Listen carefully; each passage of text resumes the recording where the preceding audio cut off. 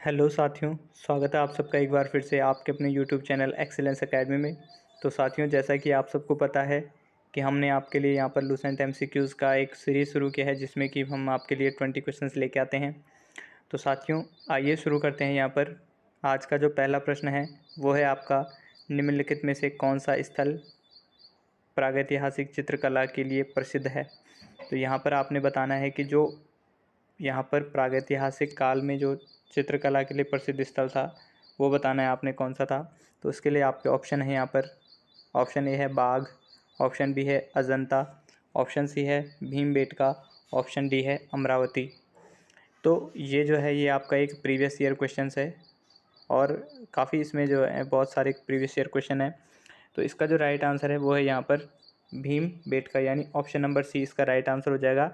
क्योंकि जो भीमबेटका है आपका वो क्या है, प्रागैतिहासिक चित्रकला। क्योंकि आपने सुना होगा और आपने कई बार इसमें जो है इसके बारे में देखा भी होगा कि जो भीमबेटका है वहाँ पर क्या किया गया है, गुफाओं में चित्रकारी कई प्रकार तरह से की गई है। तो ये एक प्रागैतिहासिक चित्रकला के लिए प्रसिद्ध स्थान है। नेक्स्ट आता है क्वेश्चन नंबर सेकंड, भारत के किस शिलाश्रय से सर्वाधिक चित्र प्राप्त हुए हैं। तो ये आपने बताना है कि भारत का कौन सा यहाँ पर शिलाश्रय है जहाँ से क्या हुए हैं, सबसे ज़्यादा जो हैं चित्र प्राप्त हुए हैं। तो इसके लिए आपके ऑप्शन हैं, ऑप्शन ए है घघरिया, ऑप्शन बी है भीमबेटका, ऑप्शन सी है लेखनिया, ऑप्शन डी है आदमगढ़। तो आपने जो है यहाँ पर राइट आंसर बताना है। तो इस क्वेश्चन का जो राइट आंसर हो जाएगा वो यहाँ पर हो जाएगा ऑप्शन नंबर बी, यानी भीमबेटका। तो भीमबेटका से जो है यहाँ पर क्या हुए हैं, सर्वाधिक शिलाश्रय यानी पत्थरों पर जो चित्र बनाए गए हैं उनके क्या हुए हैं, साक्ष्य प्राप्त हुए हैं या फिर चित्र प्राप्त हुए हैं। नेक्स्ट आता है यहाँ पर क्वेश्चन नंबर 3, निम्नलिखित में से किस शिलाश्रय से मानव समाधान के प्रमाण मिले हैं। तो यहाँ पर जो मानव समाधान है उसके प्रमाण यहाँ पर निम्नलिखित में से किस शिलाश्रय से मिले हैं आपने बताना है। तो ऑप्शन ए है आपका मोरहना, ऑप्शन बी है लेखनिया शिलाश्रय, ऑप्शन सी है धनुही या ऑप्शन डी है घगरिया। तो ये आपने बताना है कि किस शिलाश्रय से जो है मानव समाधान के प्रमाण मिले, यानी जो ह्यूमन बुरियल्स था उसके जो है प्रमाण कहाँ से मिले हैं। तो इसका जो राइट आंसर हो जाएगा वो हो जाएगा यहाँ पर ऑप्शन नंबर बी, यानी लेखनिया जो शिलाश्रय है उससे क्या मिले हैं, मानव समाधान यानी मानव के दफनाए जाने के यहाँ पर क्या मिले हैं, प्रमाण मिले हैं। तो इस तरीके से इसका राइट आंसर हो जाएगा ऑप्शन नंबर बी। नेक्स्ट आता है क्वेश्चन नंबर 4, पाषाण युगीन लोगों ने सबसे पहले किसे पालतू बनाया था। ये जो है आपका ये क्वेश्चन काफ़ी बार एग्ज़ाम में पूछा जाता है और ये मोस्ट इम्पॉर्टेंट रहता है कि जो पाषाण युगीन मानव था उसने जो है किसे अपना पालतू बनाया था सबसे पहले। तो ऑप्शन ए है आपका गधों को, ऑप्शन बी है कुत्तों को, ऑप्शन सी है घोड़ों को, ऑप्शन डी है भेड़ों को। तो इसका जो राइट आंसर हो जाएगा वो हो जाएगा यहाँ पर ऑप्शन नंबर बी, यानी जो पाषाण युगीन मनुष्य था उसने जो है क्या बनाया था, यहाँ पर कुत्ते को जो है सबसे पहले क्या किया था, अपना पालतू बनाया था, उसको टेम किया था। नेक्स्ट आता है आपका क्वेश्चन नंबर 5, भारत में मानव अस्थिपंजर कंकाल यानी ह्यूमन स्केलेटन के प्रमाण किस काल से मिलने शुरू हो जाते हैं। तो यहाँ पर आपने बताना है कि जो मानव यानी जो भारत में मानव अस्थिपंजर कंकाल है, ह्यूमन स्केलेटन है, वो किस काल से यहाँ पर मिलने शुरू हो जाते हैं। तो इसका जो ऑप्शन ए है, ऑप्शन ए है पुरा पाषाण काल, ऑप्शन बी है मध्य पाषाण काल, ऑप्शन सी है नव पाषाण काल, ऑप्शन डी है ताम्र पाषाण काल। तो इसका जो राइट आंसर हो जाएगा वो हो जाएगा ऑप्शन नंबर बी, यानी मध्य पाषाण काल जो है यहाँ पर, ठीक है, उस समय से क्या मिलने लग गए थे, जो ह्यूमन स्केलेटन है उसके यहाँ पर प्रमाण मिलने शुरू हो गए थे, यानी उस काल से जो है ह्यूमन स्केलेटन के प्रमाण मिलते हैं। फिर आता है आपका क्वेश्चन नंबर 6, किस प्रदेश में से मिले मध्य पाषाणिक पुरा स्थलों को टेरी स्थल कहा जाता है। तो यहाँ पर आपने बताना है कि जो यहाँ पर कोई मध्य पाषाणिक युग के पुरा स्थल थे, ठीक है, उनमें से किसी को जो है, एक को जो है यहाँ पर इनमें से किसी एक को जो है टेरी कहा जाता था। तो आपने बताना है वो कौन सा स्थल था जिसको टेरी नाम से जो है यहाँ पर मध्य पाषाणिक युग में जो है जाना जाता था। इसके ऑप्शन हैं आपके, ऑप्शन ए है उत्तर प्रदेश, ऑप्शन बी है बिहार, ऑप्शन सी है झारखंड या ऑप्शन डी है तमिलनाडु। तो इसका जो राइट आंसर हो जाएगा वो हो जाएगा ऑप्शन नंबर डी, यानी जो मध्य पाषाणी पुरास्थल में जो टेरी कहा जाता था, वो टेरी जो है यहाँ पर तमिलनाडु को कहा जाता था। इस तरीके से जो है इसका राइट आंसर हो जाएगा ऑप्शन नंबर डी। नेक्स्ट आता है यहाँ पर क्वेश्चन नंबर 7, मनुष्य किस काल में खाद्य संग्राहक से खाद्य उत्पादक बना। ये भी जो है आपका मोस्ट इम्पॉर्टेंट क्वेश्चन रहता है काफ़ी एग्ज़ाम, चाहे आपका वो स्टेट एग्ज़ाम यानी स्टेट एसएससी का एग्ज़ाम हो, या फिर आप जो है सेंट्रल एसएससी या फिर एनटीपीसी वगैरह का अगर आप एग्ज़ाम देते हैं, चाहे वो कोई सा भी एग्ज़ाम हो, जो जीएस है आपका वो आपका बेस स्ट्रॉन्ग करता है, और जीएस के बेस पे ही जो है आप क्या कर सकते हैं, चाहे वो किसी भी स्टेट का हो। यानी अगर आपका जीएस मजबूत है तो आप जो है ज़रूर जो है आपको एग्ज़ाम में सफलता मिलेगी। लेकिन अगर आपका जीएस अच्छा नहीं है तो यहाँ पर सफलता मिलना थोड़ा मुश्किल हो जाता है। इसलिए जो है यहाँ पर जीएस को हम क्या करेंगे, अपना मजबूत करेंगे।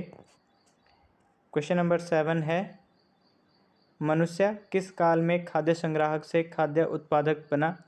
तो यहाँ पर ऑप्शन ए है पुरापाषाण काल में, ऑप्शन बी है मध्य पाषाण काल में, ऑप्शन सी है नवपाषाण काल में, या ऑप्शन डी है ताम्रपाषाण काल में। तो इसका जो राइट आंसर हो जाएगा वो हो जाएगा यहाँ पर ऑप्शन नंबर सी, यानी नवपाषाण काल में जो है क्या बना था, यहाँ पर जो मनुष्य है वो क्या बना था, खाद्य संग्राहक से खाद्य उत्पादक बना था। यानी उसने संग्रह करने से यानी कलेक्ट करने से जो है वो क्या बना था, कलेक्टर से जो है यानी फूड कलेक्टर से वो क्या बना था, फूड प्रोड्यूसर बना था। तो इसको आज याद रखेंगे आप। इस तरीके से इसका राइट आंसर हो जाएगा ऑप्शन नंबर सी। नेक्स्ट आता है क्वेश्चन नंबर 8, भारतीय उपमहाद्वीप में कृषि का प्राचीनतम साक्ष्य प्राप्त हुआ है। तो आपने बताना है कि भारतीय उपमहाद्वीप में जो है कृषि का जो है वो प्राचीनतम साक्ष्य यानी सबसे पुराना साक्ष्य जो है, एविडेंस जो है किस जगह से मिला है इनमें से। तो इसके लिए आपके ऑप्शन है यहाँ पर, ऑप्शन ए है ब्रह्मगिरी से, ऑप्शन बी है चिरांद से, ऑप्शन सी है मेहरगढ़ से, या ऑप्शन डी है बुर्ज होम से। तो इसका जो राइट आंसर हो जाएगा वो हो जाएगा यहाँ पर ऑप्शन नंबर सी, यानी मेहरगढ़ से। कहाँ से मिला है, मेहरगढ़ से। ठीक है, तो इसको आप याद रखेंगे। नेक्स्ट आता है यहाँ पर क्वेश्चन नंबर 9, प्रागैतिहासिक अन्न उत्पादक स्थल मेहरगढ़ कहाँ अवस्थित है। तो अब यहाँ पर आपसे ये पूछा गया है कि जो मेहरगढ़ है वो कहाँ स्थित है। ठीक है, तो आपने बताना है। ऑप्शन है आपका, ऑप्शन ए है घग्गर नदी के तट पर, ऑप्शन बी है कच्छ के रण के पूर्वी भाग में, ऑप्शन सी है बोलन नदी के किनारे, ऑप्शन डी है पश्चिमी बलूचिस्तान में। तो ये आपने याद रखना है कि जो यहाँ पर जो मेहरगढ़ है ये कहाँ पर स्थित है, मेहरगढ़ कहाँ पर स्थित है। तो इसका राइट आंसर हो जाएगा यानी ऑप्शन नंबर डी, पश्चिमी बलूचिस्तान में।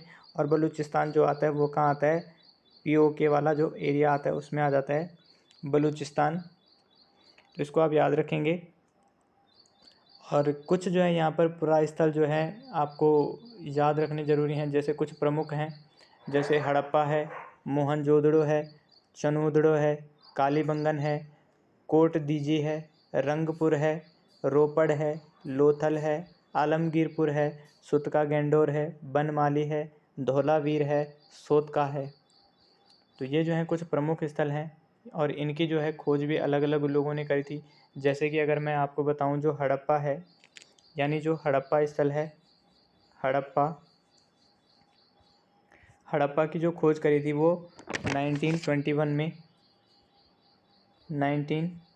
में किसने करी थी, ये खोज करी थी दयाराम साहनी जी ने।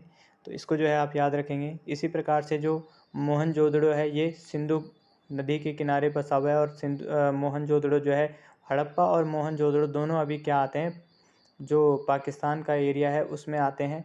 और जो हड़प्पा है इसकी खोज तो करी थी दयाराम साहनी जी ने 1921 में, और जो मोहनजोदड़ो है ये सिंधु नदी के किनारे बसा हुआ है, और इसकी खोज करी थी राखलदास बनर्जी ने जो है इसकी खोज करी थी 1922 में। तो इस प्रकार से नेक्स्ट क्वेश्चन आता है यहाँ पर क्वेश्चन नंबर 10, मानव द्वारा सर्वप्रथम प्रयुक्त अनाज था। तो मानव द्वारा जो सर्वप्रथम अनाज प्रयुक्त किया गया था वो कौन सा था, वो बताना है आपने। ऑप्शन ए है आपका गेहूँ, ऑप्शन बी है जौ, ऑप्शन सी है चावल, ऑप्शन डी है बाजरा। तो इसका जो राइट आंसर हो जाएगा वो हो जाएगा यहाँ पर ऑप्शन नंबर ए, यानी मनुष्य ने जो है यहाँ पर सबसे पहले जो प्रयुक्त अनाज यानी जिस अनाज का प्रयोग किया था वो अनाज जो है यहाँ पर गेहूँ था। इसके साथ ही साथ जो है उसने फिर जौ का उत्पादन भी शुरू किया था। और मिठास के लिए ये आप याद रखेंगे कि जो मिठास के लिए जो उस समय यूज किया जाता था वो शहद का यूज किया जाता था। ये आप याद रखेंगे कि जो शहद था उसका यूज जो है यहाँ पर मिठास के लिए किया जाता था। ठीक है। इसी प्रकार से जैसे आपको पता होगा कि सिंधु घाटी सभ्यता में जो घरों को यानी जो नगरों को बनाने का जो सिस्टम था उसको जो है ग्रिड पद्धति बोला जाता था। ठीक है। अगर आपसे कभी पूछा जाए कि ग्रिड पद्धति किससे संबंधित है, तो ग्रिड पद्धति जो है यहाँ पर किससे संबंधित है, ये आपका जो क्या था, जो सिंधु सभ्यता थी उस समय जो लोग घर बनाते यानी जो घर बने हुए होते थे वो ग्रिड पद्धति के आधार पर बने हुए होते थे। नेक्स्ट आता है आपका क्वेश्चन नंबर 11, निम्नलिखित में से किस स्थान पर नवपाषाण स्तर पर गेहूं जौ की खेती के सर्वप्रथम प्रमाण मिलते हैं। तो ऑप्शन ए है रंगपुर, ऑप्शन बी है लोथल, ऑप्शन सी है मेहरगढ़, ऑप्शन डी है कोल्डी हवा। तो इस क्वेश्चन का जो राइट आंसर हो जाएगा वो हो जाएगा ऑप्शन नंबर सी, यानी मेहरगढ़ से जो है क्या मिले हैं यहाँ पर जो नवपाषाण स्तर पर गेहूं एवं जौ की खेती के सर्वप्रथम प्रमाण कहाँ से मिलते हैं, मेहरगढ़ से इसके सर्वप्रथम प्रमाण मिलते हैं। आइए नेक्स्ट बात करते हैं क्वेश्चन नंबर 12 की। भारतीय उपमहाद्वीप में धान की खेती का प्राचीनतम साक्ष्य किस पुरातात्विक स्थल से प्राप्त होता है। तो आपने बताना है कि जो भारतीय उपमहाद्वीप में जो धान की खेती का जो प्राचीनतम साक्ष्य है वो किस पुरातात्विक स्थल से जो है प्राप्त होता है। तो ऑप्शन ए है आपका कश्मीर में बुर्ज होम से, ऑप्शन बी है चिरांद यानी बिहार में चिरांद से, ऑप्शन सी है गुजरात में लोथल से, और ऑप्शन डी है उत्तर प्रदेश में कोल्डी हवा से।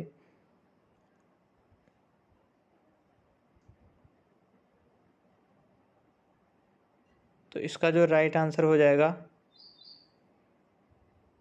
वो यहाँ पर जो है ये ऑप्शन गलत है। यहाँ पर जो इसका राइट आंसर हो जाएगा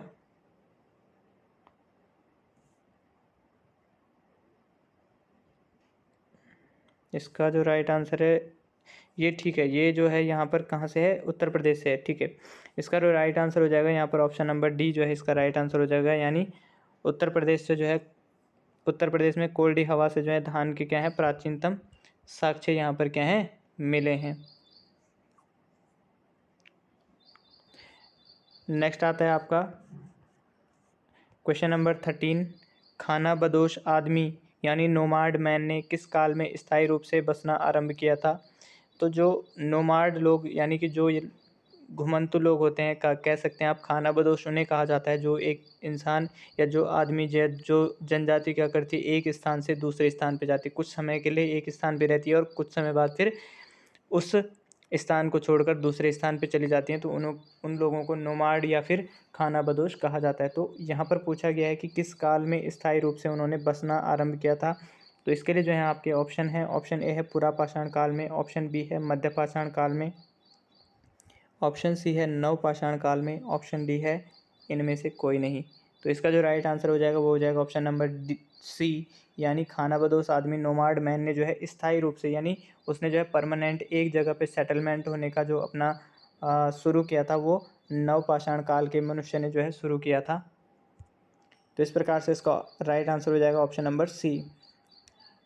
नेक्स्ट आता है आपका क्वेश्चन नंबर 14, गंगा के मैदान में मानव बस्ती का प्राचीनतम अवशेष कहाँ मिलता है या कहाँ से मिला है। तो आपने बताना है कि जो गंगा के मैदान है उनमें मानव बस्ती का जो प्राचीनतम अवशेष है वो कहाँ से मिलता है। तो ऑप्शन है आपके, ऑप्शन ए है बागोर, ऑप्शन बी है कालपी, ऑप्शन सी है आदमगढ़, ऑप्शन डी है टेरी। तो इसका जो राइट आंसर हो जाएगा वो हो जाएगा ऑप्शन नंबर बी, यानी कालपी जो जगह है वहाँ से क्या मिला है, गंगा के मैदान के किनारे ये जगह है और आपने इसका जो मतलब जो ये कालपी है वहाँ से क्या मिला है, मानव बस्ती का प्राचीनतम अवशेष यहाँ से मिला है। नेक्स्ट आता है क्वेश्चन नंबर 15, निम्नलिखित में से किस नवपाषाण पुरा स्थल से गर्त निवास यानी पिट ड्वेलिंग के प्रमाण मिले हैं।